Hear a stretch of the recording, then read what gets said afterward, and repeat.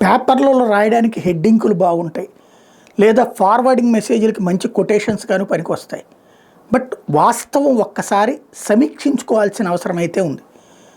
నిన్న కలెక్టర్లకు సంబంధించి చంద్రబాబు గారు మాట్లాడే మాటకి సంబంధించి ఈనాడు జ్యోతిలే రాసుకొచ్చిన ఉపన్యాసాలు కాదు వ్యూహాలు కావాలి అన్నటువంటిది.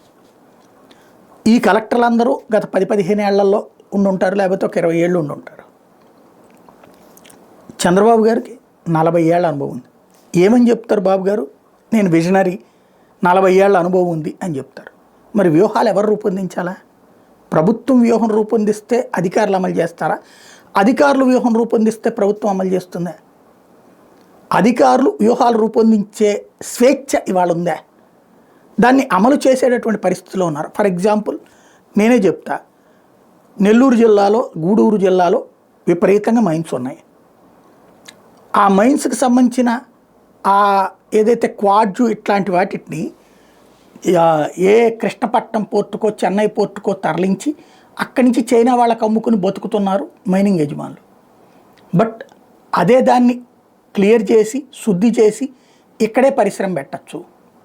అలాగే ఆ మట్టిని తీసుకెళ్ళి ఎక్కడైతే ఇప్పుడు భవన నిర్మాణాలకు వాటికి అవసరమైన చోట వాడచ్చు. 2 రకాల ఆదాయం వస్తుంది. ఈ విషయాన్ని కలెక్టర్ చెప్తే వింటారా? ఆ గనులు ఎవరు చూస్తారు? ఆ క్వాడ్జ్ మీద సొమ్ములు ఎవరు సంపాదించుకుంటారు? అక్కడ రాజకీయ నిర్ణయం. వీళ్ళు ఒకవేళ చెప్తే ఆ కలెక్టర్ మీద గుస్సా చేస్తారు రేపు పొద్దున. ఆ కలెక్టర్ని ఇదిగో మా కడుపు కొడుతున్నావు నువ్వు అని చెప్పి ఆ కలెక్టర్ దొంగోడండి అని 4 కంప్లైంట్ చెప్తారు. మనమే ఏం చెప్తున్నాం ఇక్కడ? రాజకీయ పరిపాలన చేయండి అంటున్నాం. అప్పుడు ఇంకా వాళ్ళు చెప్పే ధైర్యం ఎక్కడ చేస్తారు? నెంబర్ 2, ఇసుక ఉంది, ఎక్కడ పడితే అక్కడ విచ్చలవిడిగా వాడేసుకుంటున్నారు, విచ్చలవిడిగా అమ్ముకుంటున్నారు. ఉచిత ఇసుక అన్నది ఒక్క చోటన్న ఆంధ్రప్రదేశ్లో వస్తుందే? ఒక్క చోటన్న లేదు.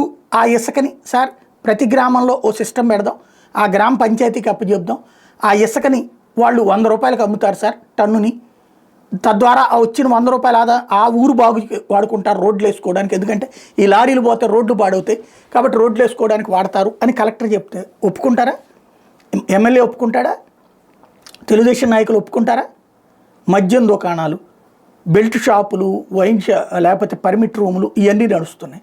సార్ అట్లా కాదండి, ఒక సిస్టమ్ పెట్టేసేస్తే మనకి ఏడాదికి ఫుల్ ఆదాయం మనకే వస్తుంది సార్ ప్రభుత్వానికి, మధ్యలో వాడేవడో తినడానికి ఏంటి సార్ అని చెప్పారనుకోండి, ఒప్పుకుంటారా?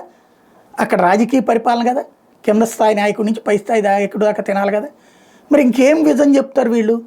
ఫర్ ఎగ్జాంపుల్ టూరిజం పెడదాం సార్ అని చెప్పారనుకోండి, మా ఏరియాలో ఏం పెట్టాలో మాకు తెలియదా అంటారు. అక్కడ పెత్తనం తీసుకెళ్ళి రాజకీయ నాయకులకి ఇచ్చి క్లాసులు పీకడమేమో కలెక్టర్లను చేస్తే పాపం వాళ్ళు ఏం చేస్తారు?